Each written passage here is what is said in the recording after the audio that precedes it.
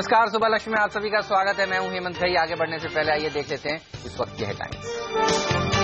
Yuan के और ज्यादा डिवैल्यूएशन ना करने के चीन के बयान से भी अमेरिकी बाजारों को कोई राहत नहीं। दिन के ऊपरी स्तरों से गिरकर बंद। एशिया की भी कमजोर शुरुआत, मगर एसजीएक्स निफ्टी 17 अंकों पर। चीन की करेंसी युआन के डिवैल्यूएशन से रुपया 2 साल के निचले स्तर पर टूटा। $1 का भाव 65 रुपीस के पार पहुंचा। वित्त सचिव राजीव महर्षि ने जताई चिंता। The development of in China of yuan having devalued twice in 2 days is something that will have to be taken note of. America में भंडार बढ़ने से क्रूड 6.5 साल के निचले स्तर पर लुढ़का। लाइमेक्स क्रूड $43 और ब्रेंट $50 के नीचे। मजबूत डॉलर से सोने में भी गिरावट। कॉमेक्स पर भाव $1114 के नीचे। और आ जाएंगे निफ्टी की 3 दिग्गज कंपनी हिंडाल्को के नतीजे। हिंडाल्को के मुनाफे और मार्जिन्स में दिख सकता है दबाव, लेकिन सिप्ला और बीपीसीएल से अच्छे नतीजों की उम्मीद। सेल, आरकॉम और जेट एयरवेज के नतीजे आज 12 बजे आएंगे WPI आंकड़े। थोक महंगाई दर -2.4% से घटकर -2.76% रहने का अनुमान। कॉल ड्रॉप पर सख्त हुई सरकार। टेलीकॉम मंत्रालय ने टेलीकॉम ऑपरेटर्स के साथ की बैठक। ऑपरेटर्स को सर्विस सुधारने के सख्त निर्देश दिए। 4 दिनों की लगातार गिरावट के बाद कल हरे निशान में जरूर बंद हुए थे, लेकिन इंटरनल्स थोड़े कमजोर थे बाजार के। आप देखिए दिन के हाई से नीचे खिसकते हुए नजर आए थे। करीब 200 अंक की बढ़त जो थी सेंसेक्स में, जो कल दिन की शुरुआत में दिख रही थी, वो गंवाते हुए दिखे थे। लेकिन आज एसजीएक्स निफ्टी थोड़े अच्छे संकेत देता हुआ। चलिए इस सब पर चर्चा करेंगे। हमारे साथ आशीष वर्मा जुड़ेंगे और उनसे पूछेंगे कि ग्लोबल मार्केट्स किस तरह से लग रहे हैं। लेकिन अगर आप देखिए तो आज का दिन इंपॉर्टेंट इसलिए भी है क्योंकि हफ्ते का आखिरी कारोबारी दिन है। अर्निंग सीजन का एक तरह से कहिए लास्ट दिन है। दर्जनों कंपनियां हैं मिड कैप्स की जिनके नंबर्स आने वाले हैं। 3 निफ्टी की कंपनियों के नंबर्स आने वाले हैं। हिंडाल्को, बीपीसीएल, सिप्ला के नंबर्स अच्छे आ सकते हैं, इस तरह की एक्सपेक्टेशन है। जेट एयरवेज जैसी कंपनियों के नंबर्स आएंगे। पीएफसी, आरकॉम, आरकैप के नंबर्स आएंगे। एडीएजी पैक कल हमने देखा था नतीजों के आने से एक दिन पहले काफी दबाव में जाकर बंद हुआ था। खासतौर पर आरकॉम में एक प्रेशर देखने को मिला था। इन सब पर तो नजर है ही, नजर है युआन पर भी। और ये वो करेंसी है जो डिवैल्यू की गई चाइना के से, और उसके बाद हमने देखा यहां पर दुनिया भर की करेंसीज ने एक हिट लिया। रुपए देखिए आज कल के दिन में हमने देखा 65.10 पर जाकर बंद हुआ। 33 पैसे की गिरावट देखने को मिली। उससे 2 दिन पहले 90 पैसे की गिरावट, यानी 3 दिन में करीब $1.25 लुढ़क चुका है रुपया। तो इंटरेस्टिंग होगा रुपए की चाल देखना। आज यहां पर सुधार देखने को मिलेगा या और कमजोरी का आलम। चलिए सबसे पहले आशीष के पास चलते हैं और जानते हैं वो कैसे पिकअप कर रहे हैं ग्लोबल मार्केट के संकेत। आशीष बताइए। हाय, गुड मॉर्निंग। यूरोप से शुरुआत करते हैं आज, और ध्यान रखें यूरोप के मार्केट्स में हमने देखा था कल अच्छी खासी मजबूती के साथ कामकाज था। इनफैक्ट फ्रांस के मार्केट्स में तो 1.25% के आसपास के गेन्स देखने को मिले। अक्रॉस यूरोप पेरिफेरल मार्केट सब हरे निशान में थे। सिर्फ ये लंदन के मार्केट्स और इसके अलावा ग्रीस के मार्केट्स, ये 2 ही मार्केट्स हल्के लाल निशान में बंद हुए हैं। अदरवाइज पूरे यूरोप में अच्छी खासी खरीदारी थी। ध्यान रखें ग्लोबली इन्वेस्टर्स का फोकस युआन पे जो आप हाईलाइट कर रहे थे। पीपल्स बैंक ऑफ चाइना यानी कि चाइना का जो सेंट्रल बैंक है, उसने तमाम ग्लोबल मार्केट्स को एश्योर करा है कि वो युआन का कंटिन्यूस डिप्रिसिएशन नहीं करेंगे, लगातार डिवैल्यू नहीं करेंगे। तो कुछ हद तक एश्योरेंस वहां से आया। उस एश्योरेंस के बाद भी हमने देखा लो लेवल से तमाम इक्विटी मार्केट्स में एक रिकवरी देखने को मिली। और यहाँ पे तो दूसरी इंपॉर्टेंट बात, इस बात का भी ध्यान रखें कि जो ग्रीस का तीसरा बेल आउट है, अब उसकी सहमति के लिए बातचीत चल रही है। तो इन्वेस्टर्स अब कीनली उसको वॉच आउट कर रहे हैं। यूरोजोन की जो तमाम गवर्नमेंट्स हैं उसको ग्रीस के तीसरे बेल आउट की मंजूरी देनी है। अमेरिकन मार्केट्स में इंटरेस्टिंगली कल हमने हाईलाइट किया था कि वेडनेसडे के ट्रेडिंग सेशन में अमेरिकन मार्केट्स में हाईलाइट था कि लोअर लेवल से किस तरह की रिकवरी देखने को मिली थी। फ्लैट मार्केट बंद हुए थे, कल भी फ्लैट बंद हुए, लेकिन कल इसके विपरीत था। कल हमने देखा था अच्छी मजबूती के बाद वो इनिशियल गेन्स वाइप आउट हुए और फाइनली अमेरिकन मार्केट्स फ्लैट जाके बंद हुए हैं। कहा जा रहा है एक बेहद टाइट रेंज में कामकाज हो रहा है और इस समय ऊपरी स्तर पर मुनाफा वसूली देखने को मिल रही है लगातार अमेरिकन मार्केट्स में। दबाव इस बात से भी बना क्योंकि कच्चा तेल एक बार फिर से स्लाइड, कच्चे तेल में 6.5 साल के लोज, नाइमेक्स अब $42 पे कामकाज कर रहा है, तो उसका इंपैक्ट है एनर्जी शेयर्स पे। कच्चे तेल के अलावा ध्यान रखें अमेरिकन मार्केट्स में एक और दिक्कत की बात है, वो जो लगातार इकोनॉमिक डेटा आ रहे हैं, जो वीकली जॉबलेस क्लेम्स आए हैं 2,74,000 के आसपास आए, उम्मीद के मुताबिक आए हैं, एस्टिमेट्स के आसपास आए और तमाम आर्थिक आंकड़े आए, मैं वो देख रहा था। उसके बाद लोग फिर से मान रहे हैं कि शायद फेड मूव कर सकता है और फेड शायद जल्दी नॉर्मलाइजेशन के कोर्स ले सकता है, यानी कि शायद जल्दी ब्याज दरें बढ़ सकती हैं। तो ये सब चीजें थी जिसको बाजार कीनली वॉच आउट कर रहा था और शायद इन्हीं वजहों से ऊपरी स्तरों से वहां पे दबाव देखने को मिला। एशिया की तरफ मूव करिए। एक तो मिक्स हमने ग्लोबल क्यूज पिकअप करे हैं। कच्चा तेल हमारे लिए एशियन इकोनॉमीज के लिए बड़ा इंपॉर्टेंट है और इसके अलावा सबकी नजरें अब चाइना के बनी हुई हैं। इस बीच थोड़ा सा कंसोलिडेशन मोड, हफ्ते का आखिरी ट्रेडिंग सेशन है और एसजीएक्स निफ्टी दर्शा रहा है कि भारतीय बाजारों की शायद आज शुरुआत हल्की मजबूती के साथ हो, 1/4% के आसपास की बढ़त है। बिल्कुल 20 अंक ऊपर है एसजीएक्स निफ्टी। तो चलिए शुरुआत शायद आज अच्छी हो सकती है। शुक्रिया आशीष आपका इस जानकारी के लिए। अनिल से जानते हैं तो फिर किस तरह से आपको ट्रेड करना चाहिए। अनिल, कच्चा तेल का गिरना भारतीय बाजारों के लिए काफी अच्छी खबर है, क्या एसजीएक्स निफ्टी वहीं से क्यूज ले रहा है? हाँ बिल्कुल, और थोड़ी सी रिकवरी जो ग्लोबल मार्केट में दिखी और स्टेबिलिटी जो आती दिख रही है अमेरिकी बाजारों में, उसका भी एक इम्पैक्ट जरूर आता हुआ दिख रहा है। तो जो एक पैनिक जैसी सिचुएशन थी या जो ज्यादा उतार चढ़ाव वाली जो सिचुएशन थी, बाजार उससे निकलकर अब थोड़े से स्टेबल होने की कोशिश कर रहे हैं, उसका फायदा मिल रहा है भारतीय बाजारों को। दूसरी बात यह भी कि एफआईएस की तरफ से कल के आंकड़े देखें तो हालांकि कैश मार्केट में बिकवाली है, लेकिन लगभग उतनी ही बराबर डोमेस्टिक फंड्स ने खरीदारी करने की भी कोशिश की और वायदा कारोबार के आंकड़े भी मिक्स हैं, कोई बहुत ज्यादा बिकवाली के आंकड़े दिख नहीं रहे। यानी कि बड़े इन्वेस्टर्स भी इस वक्त वेट एंड वॉच वाली सिचुएशन में, और आज रिजल्ट सीजन भी चूंकि खत्म हो जाएगा तो शायद अगले हफ्ते से फिर बाजार क्लियर कर डायरेक्शन लेने की कोशिश आगे करेंगे। लेकिन उससे पहले लगता है 8,300 के लेवल को अहम सपोर्ट के तौर पर बाजार देख रहे हैं। शायद आज के सेशन में वहां पर बाजार को सहारा मिलता हुआ दिखेगा और उसके नीचे जाने की संभावना कम है। ऊपरी स्तरों पर कल जो वही रेंज हमने कही कि 8,400 8,450 की रेंज में प्रॉफिट बुकिंग आती हुई दिख सकती है, आज भी वही रेंज वैलिड है। तो हफ्ते का आखिरी सेशन है तो शायद आपको दोनों ही तरह ट्रेड होते हुए नजर आए। आज मेरे ख्याल से स्टॉक स्पेसिफिक एक्शन पर ज्यादा फोकस करना चाहिए क्योंकि मिड कैप स्मॉल कैप शेयरों की नतीजों की लंबी लिस्ट है, तो उस लिहाज से बाजार में ज्यादा एक्शन रहेगा। बिल्कुल, शुक्रिया अनिल आपका। चलिए मैक्स ग्रोथ कैपिटल के आशुतोष सरना भी हमारे साथ जुड़ चुके हैं, उनसे जानते हैं कि वो कैसे अप्रोच कर रहे हैं ऐसे मार्केट को। आशुतोष, सेलॉन रैलीज की रणनीति ने कल तो कम से कम ट्रेडर्स को पैसा बनाकर दिया था, आज ये रणनीति वर्क करेगी या आपको लगता है कि जितनी गिरावट होनी थी, जितनी अनिश्चितता होनी थी, हो चुकी? वेरी गुड मॉर्निंग हेमंत जी। हेमंत जी, मैं समझता हूँ कि 8320, 8330 एक स्ट्रॉन्ग सपोर्ट जोन है जहां से मार्केट थोड़ा सा उछाल लेने की कोशिश करेगी और ऊपर को 8390, 8400 एक प्रॉफिट बुकिंग जोन है। तो अगर मार्केट ऊपर खुलती है इस जोन के ऊपर तो सेलॉन रैली जरूर फायदा दे सकती है ट्रेडर्स को, पर अगर निफ्टी 8320, 8330 के पास आते हैं तो मुझे लगता है एक बार बाय करके चलना चाहिए और ऊपर का टारगेट 8390 का रख के वहां पे प्रॉफिट बुकिंग करनी चाहिए। और कौन से वो दो स्टॉक्स हैं जहां पर आप ट्रेड करके आज अपने क्लाइंट्स को पैसा बनाने की राय दे रहे हैं? जी बिल्कुल, मुझे लगता है कि बैंक निफ्टी एक ओवर सोल्ड जोन में है, तो जहां पे एसबीआई का चार्ट ज्यादा बेहतर नजर आता हुआ दिख रहा है। 258 का स्टॉप लॉस रखेंगे, 264 के लिए अप्रोच करेंगे।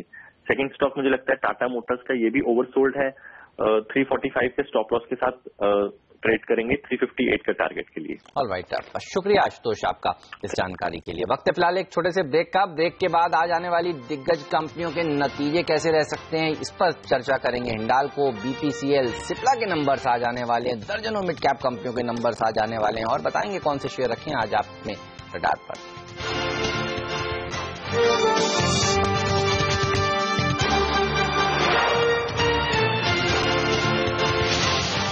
स्वागत है आप सभी का सीएनबीसी आवाज पर। आखिरी पड़ाव पर हैं हम अर्निंग सीजन के और आज दिग्गज 3 निफ्टी की कंपनियों के नंबर्स आने वाले हैं, हिंडाल्को, सिप्ला, बीपीसीएल। चलिए कैसे रह सकते हैं इनके अनुमान, इस पर बात करते हैं। सोनम और पूजा हमारे साथ जुड़ चुके हैं। सबसे पहले सोनम ये बताइए, हिंडाल्को, नोवालिस के नंबर्स तो काफी खराब आए थे, कमजोर आए थे, क्या हिंडाल्को भी कमजोर नंबर्स देगा या सरप्राइज कर सकता है? नहीं, हिंडाल्को की तरफ से भी एक कमजोर नतीजों की उम्मीद रखी जा रही है, बल्कि जो प्रॉफिट का रेंज आ रहा है वो बहुत ही डिवाइडेड है। 40 करोड़ से 240 करोड़ का आता हुआ दिखाई दे रहा है। हमारे अनुमान के मुताबिक मुनाफे में 62% की गिरावट देखने को मिल सकती है, आय में 10% का जंप देखने को मिलेगा और मार्जिन पर भी भारी दबाव दिखाई देगा। 7.51% के मार्जिन डिलीवर हो सकते हैं पिछले साल के 9.36% के मुकाबले। एल्यूमिनियम वॉल्यूम्स जो है वो बढ़ते हुए दिखाई दिए हैं, 30% की ग्रोथ दिखाई दी है साल दर साल महाना और आदित्य स्मेल्टर्स के रैंप अप के कारण। लेकिन जो लोअर एलएमई प्राइसेस है और जो स्पॉट प्रीमियम्स में कमजोरी पाई गई है, इसके कारण एल्यूमिनियम के एबिट लेवल पर एक हिट आता हुआ दिखाई देगा और यहां से कमजोरी आती दिखाई देगी। साथ ही जो कॉपर वॉल्यूम्स है वो भी थोड़े से फ्लैटिश रहे हैं, तो वहां से भी कोई ज्यादा मदद नहीं मिलती हुई दिखाई देगी। लेकिन हाँ, कॉपर के कारण यहां पर एबिट मार्जिन पर थोड़ा सा एक्सपेंशन देखने को मिलेगा। लेकिन जिस तरह स्ट्रीट डिवाइडेड है और नोवेलिस ने जिस तरह कमजोर नतीजे घोषित किए, उसी तरह से हिंडाल्को तरफ से भी एक कमजोर नतीजों की उम्मीद रखी जा रही है। ऑलराइट, चलिए तो नोवेलिस की तर्ज पर ये भी नंबर्स कमजोर रह सकते हैं, लेकिन बीपीसीएल पूजा कैसे रह सकते हैं नंबर्स? जी, बीपीसीएल से अच्छे नतीजे की हम उम्मीद कर रहे हैं। पिछले क्वार्टर भी कंपनी ने काफी अच्छे नतीजे घोषित किए थे, इंटरेस्ट कॉस्ट में कमी देखने को मिली थी। इसके अलावा सरकार से भी अंडर रिकवरी के चलते जो मुआवजा मिला था उसके वजह से और हायर फॉरेक्स गेन की वजह से कंपनी ने काफी अच्छे मुनाफे नंबर पोस्ट किए थे। तो इस बार भी हमारा अनुमान है कि मुनाफे में करीब 31% की बढ़त यहाँ पर देखने को मिल सकती है। सब्सिडी का इतना कुछ ज्यादा बर्डन दिखाई नहीं देगा क्योंकि कच्चे तेल के दाम में कमी की वजह से कंपनी का मानना है कि FY16 में सब्सिडी का बर्डन इतना कुछ ज्यादा नहीं रहेगा। तो इस बार हमारा अनुमान है कि इतना कुछ दबाव कंपनी के ऊपर यहाँ पे बनता हुआ दिखाई नहीं देगा। रिफाइनरी थ्रूपुट्स की बात करें तो यहाँ पर साल दर साल 16% की बढ़त देखने का अनुमान है। ग्रॉस रिफाइनरी मार्जिन में भी हमारा अनुमान है कि साल दर साल अच्छे नंबर्स यहाँ पर देखने को मिल सकते हैं। और इसके अलावा जो मार्केटिंग मार्जिन है उसमें भी साल दर साल करीब 37% की ईयर ऑन ईयर बढ़त देखने को मिल सकेगी। तो कुल मिलाकर बीपीसीएल से अच्छे नतीजों की उम्मीद और सहारा जो मिलता हुआ दिखाई देगा वो इन्वेंट्री गेन की तरफ से भी मिलता हुआ दिखाई देगा। तो यहाँ पर किस तरह के नंबर्स आते हैं इस पर भी हमारी नजर रहेगी। चलिए सोनम, हिंडाल्को तो निराश करेगा, लेकिन सिप्ला से पॉजिटिव सरप्राइज की उम्मीद रखनी चाहिए क्योंकि बाजार ने काफी उम्मीदें बनाकर रखी हैं यहाँ पर। जी हाँ, सिप्ला से अच्छे नतीजों की उम्मीद रखी जा रही है। यहाँ पर हमारे अनुमान के मुताबिक तो आय में 24% की बढ़ोतरी, तो मुनाफे में 47% का जंप देखने मिल सकता है। मार्जिन फ्रंट पर भी आपको एक्सपेंशन दिखाई देगा, 21.1% के मार्जिन डिलीवर हो सकते हैं पिछले साल के 19.9% के मुकाबले।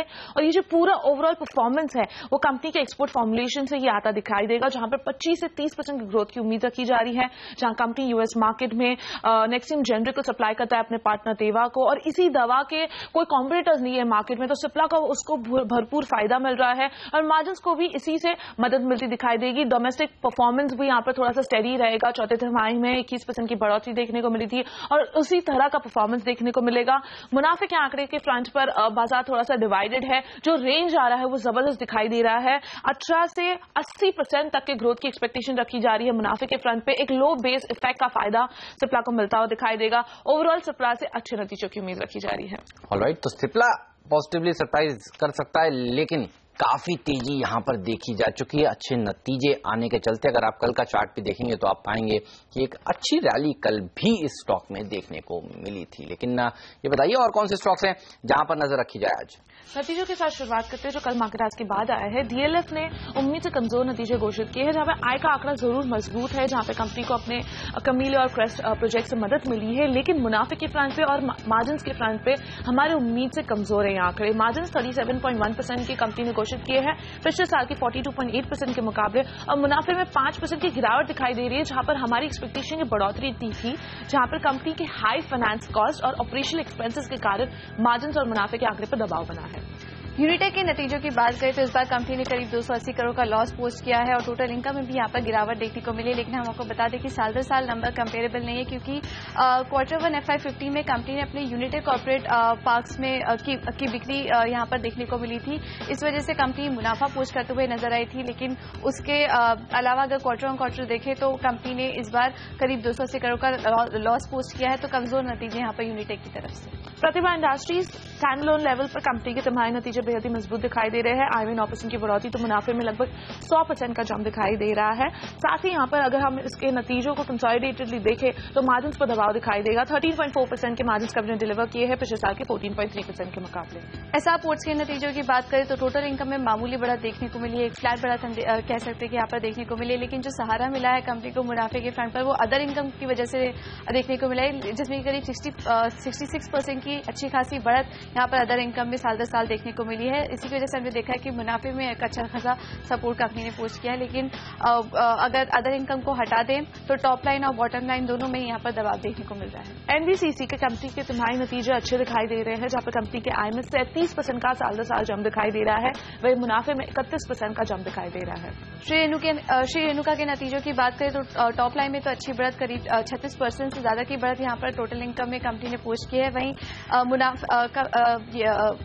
बॉटम लाइन की बात करें तो पिछले साल के मुकाबले कंपनी के लॉस यहाँ पर बढ़ते हुए नजर आए हैं। 80 करोड़ के लॉस के सामने इस बार कंपनी ने करीब 270 करोड़ का लॉस पोस्ट किया है। मैकनेरी भारत के भी तिमाही नतीजे कमजोर है, जहां पर कंपनी का घाटा बढ़ता हुआ दिखाई दिया है साल दर साल। पिछले साल की इसी तिमाही में घाटा जो 14 करोड़ पे था वो बढ़कर अब 60 करोड़ पर लगभग आ चुका है और कंपनी के आय में मामूली 14% की बढ़ोतरी देखने मिल रही है। अब नजर डालते हैं कुछ और स्टॉक्स पर। सनटेक रियलिटी, यहाँ पर बांद्रा कुर्ला कॉम्प्लेक्स में एक प्रोजेक्ट बनाने के लिए कंपनी ने कुछ जॉइंट अग्रीमेंट किया है, जिसके जरिए माना जा रहा है कि कंपनी को 500 करोड़ रुपए का रेवेन्यू जनरेशन हो सकता है। टाटा मोटर्स के काउंटर पर नजर रखेगा। कल जो हुई एजीएम में यहाँ पर काफी निवेशक निराश रहे हैं टाटा मोटर्स से, जहाँ पे उनके मुताबिक डिविडेंड नहीं दिया गया है और उससे वे बेहद ही निराश है। साथ ही कंपनी का कहना है कि लॉन्ग टर्म में भले ही कंपनी बेहद ही मजबूत रहेगी, भले ही शॉर्ट टर्म में कुछ दिक्कतें दिखाई दे। साथ ही उनका कहना है कि जेएलआर ने अपने करेंसी हेजेस कर रही है ताकि जो युआन डिवैल्यू हुआ है उसका दबाव ना बने। साथ ही टाटा मोटर्स इसलिए फोकस में रहना चाहिए क्योंकि जेएलआर ने अपने जुलाई के रिटेल बिक्री के आंकड़े घोषित किए हैं, उसमें 3% की गिरावट दिखाई दे रही है, जहां पर चाइना का परफॉर्मेंस अब भी बेहद ही कमजोर है। कोल ब्लॉक ऑक्शन पर एक अपडेट ले लेते हैं। जेपीएससी का काउंटर भी आज आपके रडार पर होना चाहिए। यहाँ पर जेपी सीमेंट ने माजरा माइन के लिए एक हाईएस्ट बिडर के तौर पर यहाँ सामने आया है। कंपनी ने करीब 1230 रुपए प्रति टन की यहाँ पर बोलियां लगाई। ऑलराइट, चलिए तो ये तमाम शेयर हैं जो आप लोगों के रडार पर आज जरूर होने चाहिए। शुक्रिया आप दोनों का इस जानकारी के लिए। इसके अलावा टोरेंट फार्मा, अभी आपकी स्क्रीन पर ये खबर फ्लैश हो रही थी कि एक दवा के लिए यूएस एफडीए की मंजूरी इन्हें मिली है, तो ये स्टॉक भी अपनी नजर पर आज जरूर रखिएगा। वक्त है ब्रेक का, ब्रेक के बाद आपको बताएंगे कमोडिटी और करेंसी बाजार को आपको किस तरह से ट्रेड करना चाहिए आज।